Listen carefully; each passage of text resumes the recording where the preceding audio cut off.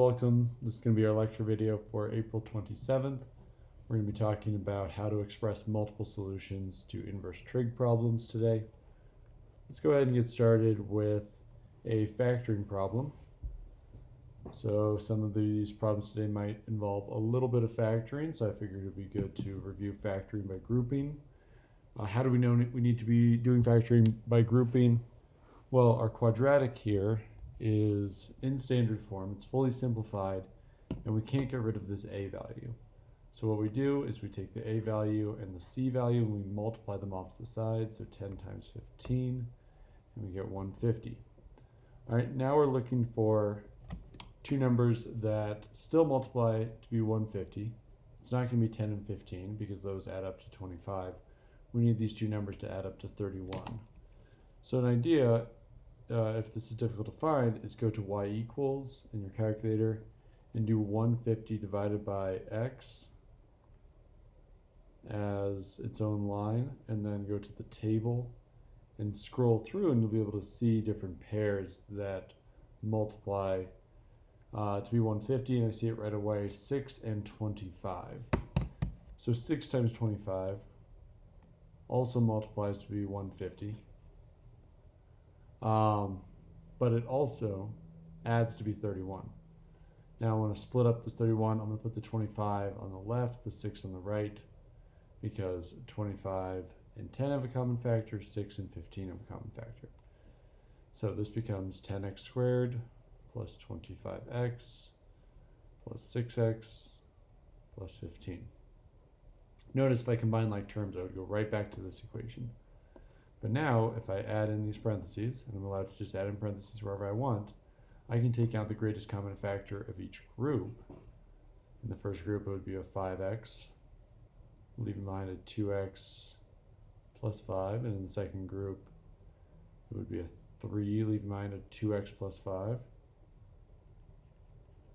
Now I've got this matching factor, and I can regroup into two linear factors, so the 5x and the 3. They come together to be their own factor, and then I just keep one copy of this 2x plus 5. Notice if I distributed this to this, I could do it in stages by distributing the 5x first, then the 3. That's exactly what this would look like. And now this is factored, and that's as far as it asked us to go. If we wanted to solve this or find the roots, we could use the zero product property. Okay, more do now problems that I think we can kind of intuit here. So what solves the equation sine of x equals 1? Well, our graph can be very helpful in figuring this out because we just have to look, when does this wave go all the way up to 1?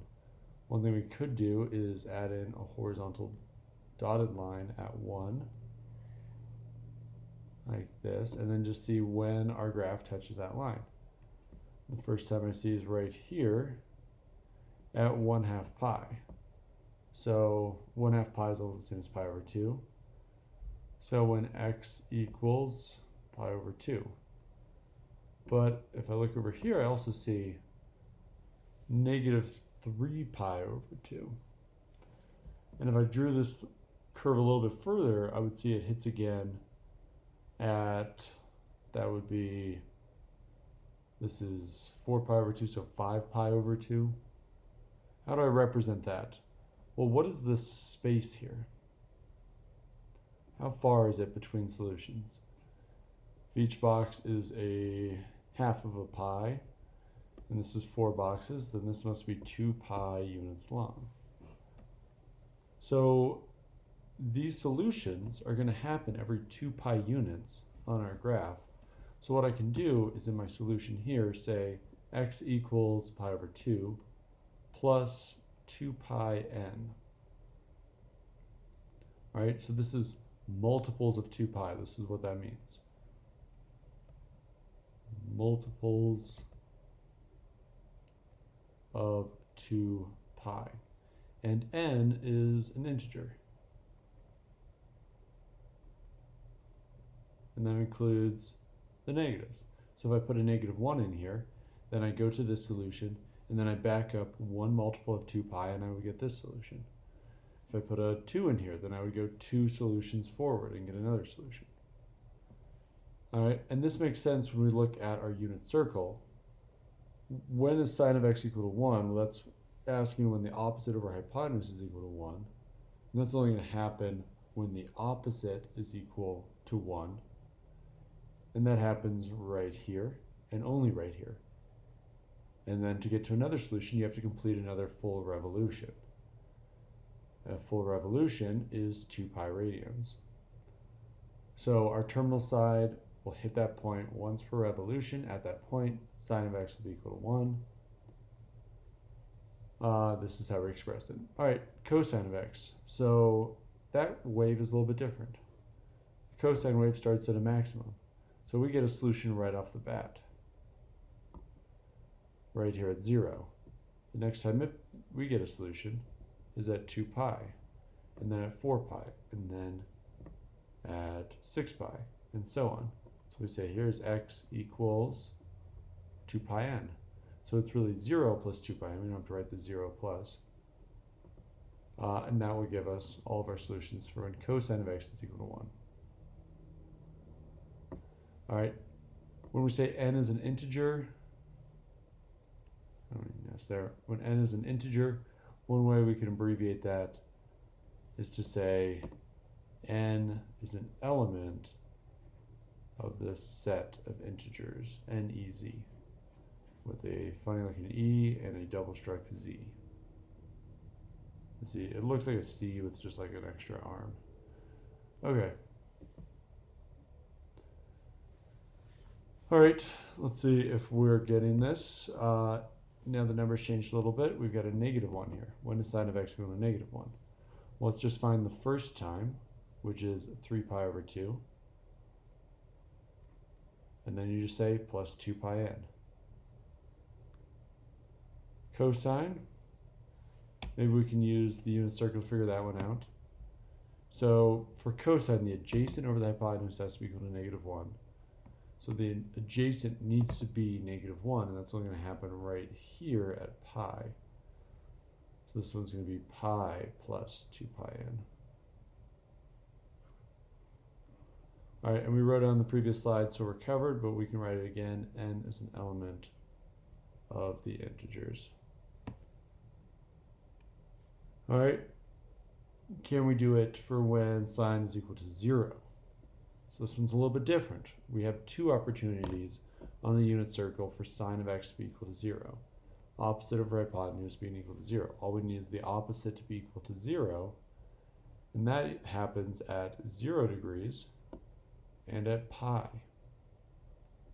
All right, on our graph up here, I could add in that horizontal dotted line along 0, and we see we get more solutions than when it was up at 1. We get -2 pi, negative pi, 0, pi, 2 pi. How do we express this? We just say n pi.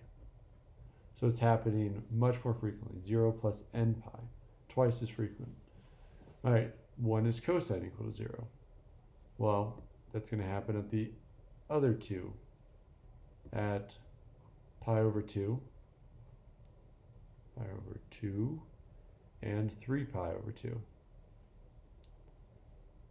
All right, if we think about the cosine graph, starts at a maximum, cycles back to a maximum after 2 pi.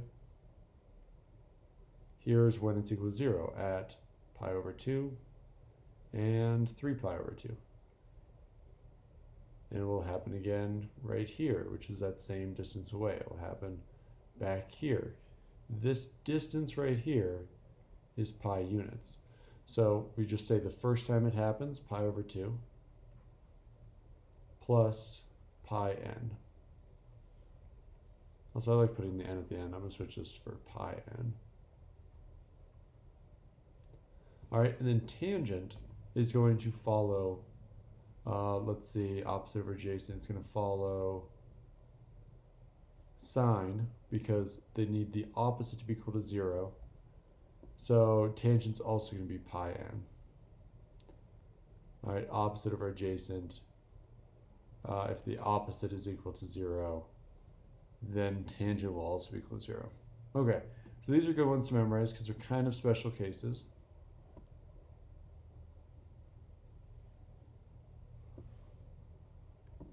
All right, goal today is to be able to solve trig when there are operations on the variable. Why do we want to know how to do this? If you wanted answers more or less frequently than 2 pi n, you could use this to make that happen. So if you want answers that are periodic, kind of maybe like think of our weather data, but we wanted that to have a cycle of every 365 days. So we needed to change our equation. Here we're going to be talking about that a little bit more. All right. So this needs an equals x. What is the inverse tangent of 1 equals x? Let's solve for x. So what this is asking is where on the unit circle does opposite over adjacent equal 1? Let's think about our unit circle. So I need the opposite and the adjacent to be the same length. So if they're the same length, I'm going to be making a 45-degree angle. That way the adjacent is 1 and the opposite is 1. So that's the first spot where tangent is equal to 1. This is pi over 4. But there's another spot. If we draw a triangle on the exact opposite side, its opposite is -1, its adjacent is -1. Opposite over adjacent would still be +1 because those negatives would cancel out. And this here is 5 pi over 4. And that distance between them, from here to here, not from our initial side, but from there to there, is pi. And then to go all the way back here will be another pi. So what we can say is that x equals pi over 4 plus pi n.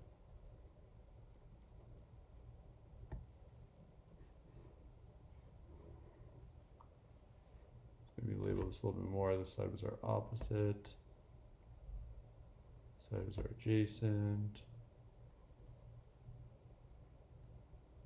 Adjacent. Okay. All right, a little bit more algebra on this one. Can I solve for x for 4 cosine x minus 1 equals cosine x? I'm given a hint here. I need to combine like terms. So let's go ahead and subtract cosine x from both sides. So 4 cosine x minus a cosine x becomes a 3 cosine x. Minus 1 equals 0. Let's go ahead and add that 1. I want to isolate the cosine x now. 3 cosine x equals 1. Divide both sides by 3. Cosine of x equals 1/3. So for what angle x is the adjacent over hypotenuse equal to 1/3? We'll just label the 1 as the adjacent, the hypotenuse is 3, and then draw that triangle into our coordinate plane. So adjacent, that's the bottom length, it's going to be 1, so I'm coming over 1 unit, little mark. And then the hypotenuse is 3, so I'm going out from the origin 3 units until I hit this vertical line that's 1 unit away. All right, let me clear that. That's my right angle right there. So if this is my triangle, what's that angle in there? Well, to figure that out, you just do inverse cosine. So you do inverse cosine of 1/3.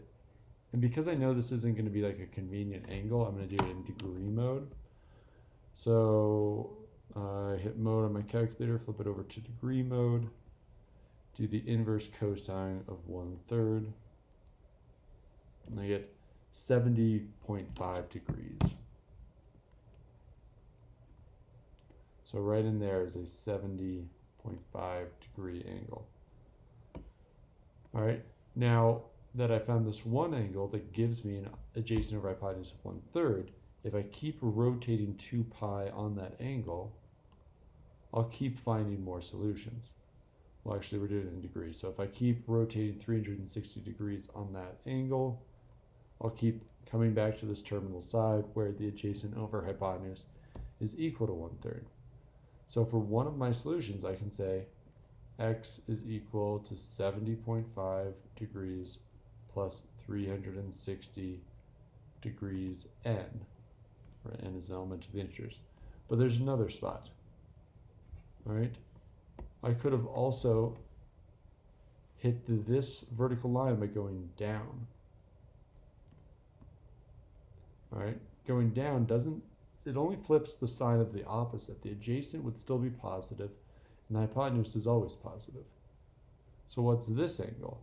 Well, if the interior angle there is 70.5, then this angle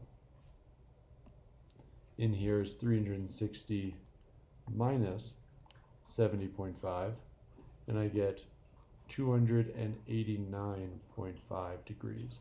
And again, I can pull off this 360 degree trick to keep coming back to that terminal side. So I'll say x also equals 289.5 degrees plus 360 degrees n.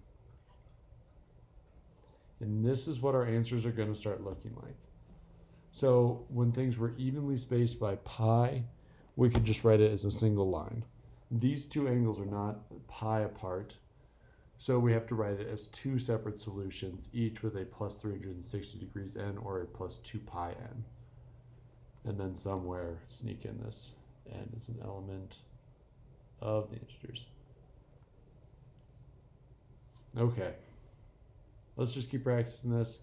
Hopefully it'll start making more sense. Can we solve this one? 2 cosine sine plus sine equals 0. And we're given a hint to start this one by factoring. Well, both of these terms here have a sign, so I'm going to take out that sign. Sine of x times, we need a 2 cosine of x plus 1 equals 0. And then I'm going to use the zero product property. So sine of x equals 0, 2 cosine x plus 1 equals 0. They'll be multiplied, so I can do that. All right, sine of x equals 0. Well, we've already solved this one, so let us just peek back at that slide. When was sine of x equal to 0? Pi n. And I'm going to do it in radians this time. So in x equals pi n, that's one of our answers. But when is 2 cosine x plus 1 equal to 0? That's going to take a little bit more work. I'm going to need to subtract 1 from both sides. 2 cosine x equals -1. Divide both sides by 2. Cosine of x equals -1/2. Label the top the adjacent and the bottom the hypotenuse. And then draw this onto our unit circle. And there's going to be two triangles we can draw. So to make the adjacent -1, we're coming -1 this direction. To make the hypotenuse 2, we could either go up like this, connect to make a triangle, or go down like this, and it would connect to make a triangle. Oops, thought that was my eraser.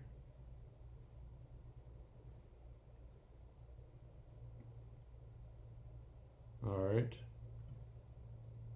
This triangle looks kind of familiar. This is our 1, 2, and the square root of 3. This would be a negative square root of 3 right here. That's our 30, 60, 90. So right in there is 60, meaning the exterior is 120. I said I was doing this in radians, so that's 2 pi over 3. Or, yeah, 2 pi over 3. Or to get all the way around to this side here, we go pi plus another pi over 3. This is 4 pi over 3. and both of those will get a plus 2 pi n. So x equals 2 pi over 3 plus 2 pi n, and x equals 4 pi over 3 plus 2 pi n. So there are a lot of solutions to this equation. All of these ones, all of these. Write down what n is equal to. Now we've got infinite solutions and a way to find them. Okay, that was our last problem. There should be more in the homework. So just keep working at the homework. Hopefully this will start making sense soon. And have a good